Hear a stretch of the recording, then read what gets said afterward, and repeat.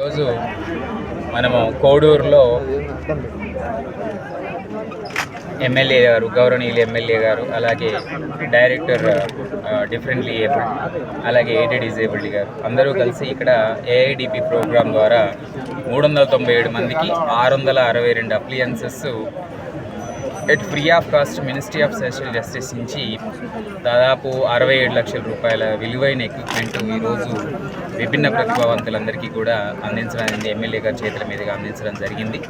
ఈరోజు ఇక్కడ కార్యక్రమంలో కొద్దిమంది మాకు పెన్షన్ రాలేదని చెప్తున్నారు. వాళ్ళు కూడా వెరిఫై చేస్తే అవి ఇప్పుడు సచివాలయంలో అప్లోడ్ ఎలిజిబిలిటీ కింద ఉంది. ప్రభుత్వం వెంటనే ఇవ్వగానే వాళ్ళకి శాంక్షన్ ఇవ్వగానే వచ్చేస్తుంది వచ్చే నెల నుంచి.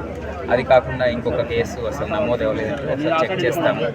దాంతోపాటు ప్రధానంగా ఈ అప్లయన్సెస్ తీసుకున్న వాళ్ళు ఏమడుగుతున్నారంటే వీటికి రిపేర్స్ వస్తే చేసే వాళ్ళు ఎవరు ఉండట్లేరు దగ్గరలో, సో త్వరగానే మేము ఇబ్బంది పడుతున్నామని చెప్తున్నారు.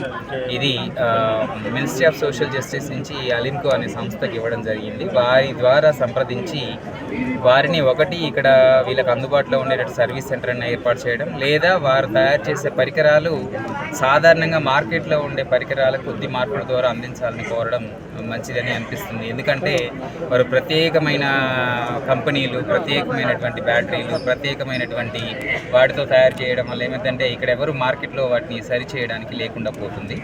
సో వారికి ఆ సూచన ఇచ్చి వారు స్థానికంగా అంటే స్టేట్ మొత్తంలో మార్కెట్లో దొరికేటువంటి ఎక్విప్మెంట్స్ని రెట్రోఫిట్టింగ్ చేసి వాటిని వీళ్ళకి అందిస్తే ఏవైనా ఇబ్బందులు వస్తే వెంటనే రిపేర్స్ కూడా మార్కెట్లో జరిగిపోతాయి తక్కువ ఖర్చుతో, తద్వారా వాళ్ళకి ఉపయోగం వస్తుంది.